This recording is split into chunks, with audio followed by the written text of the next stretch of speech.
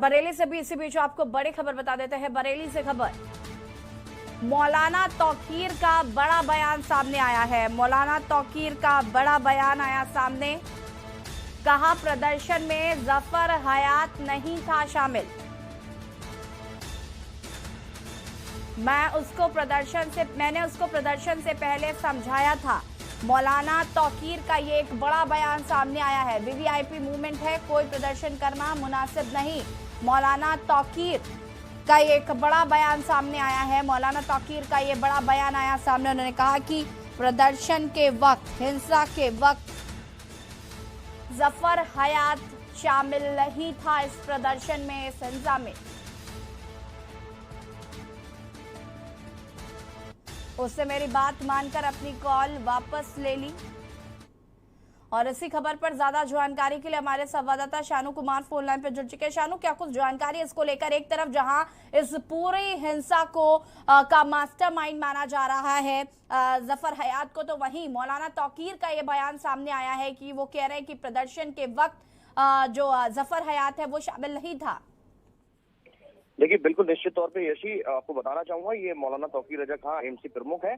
और कल मेरी जब इनसे देर रात में इनसे बातचीत हुई और एक्सक्लूसिव के न्यूज पर बातचीत में उन्होंने ये बयान दिया है। उन्होंने कहा कि मैंने जो है, जो जफर हयात जो कानपुर में मामला हुआ, इतना बड़ा प्रकरण हुआ, इसमें साफ तौर पर से पुलिस और वहाँ का प्रशासन पूरी तरीके से जिम्मेदार है।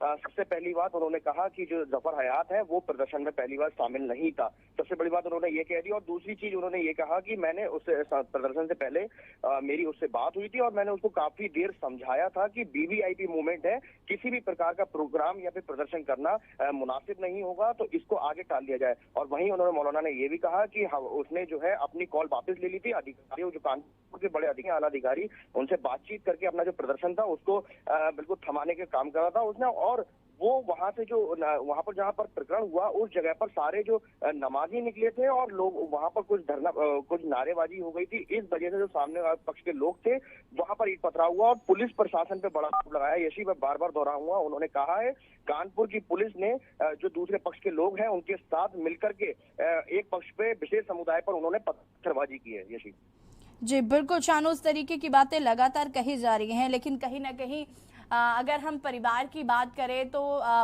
जफर हयात के पहले जो परिजन हैं वो इस मामले पे मीडिया को गुमराह करने की कोशिश जरूर कर रहे थे। तमाम तरीके की बयानबाजी उनके द्वारा की जा रही थी। हालांकि बाद में उन्होंने भी इस बात को कबूल किया कि जफर हयात उस वक्त वहां मौजूद था। ऐसे में मौलाना तौकीर का ये बयान आना कहीं ना कहीं संदेह पैदा करता है।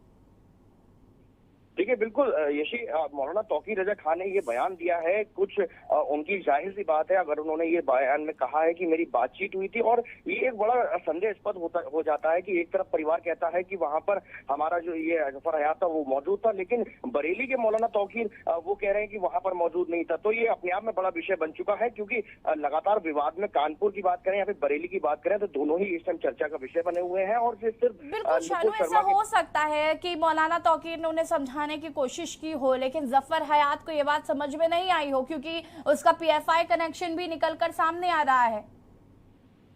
बिल्कुल बिल्कुल निश्चित तौर पे यशी उसका कनेक्शन सभी जगहों से निकला है। और मौलाना तौकीर रजा अपनी बात कह रहे हैं कि मैंने समझाने प्रयास किया था और उन्होंने अपनी कॉल वापस ली थी। और जो जफर हयात है उसने मौलाना तौकीर रजा को ये बात भी कही थी कि मैं अपनी जो है अधिकारियों से बातचीत करके इस प्रदर्शन को, जो भी धरना प्रोग्राम है उसको मैं नहीं आगे बढ़ने दूंगा, उसको यही रोक दिया जाएगा। वीवीआईपी मूवमेंट के बाद हम ये प्रदर्शन करेंगे। लेकिन मौलाना तौकीर रजा खां की ये बात नहीं मानी गई है। उसके बाद ही इतना बड़ा प्रदर्शन हुआ और जो हिंसा आप सभी हम लोगों ने बिल्कुल साफ तस्वीरों में देखी।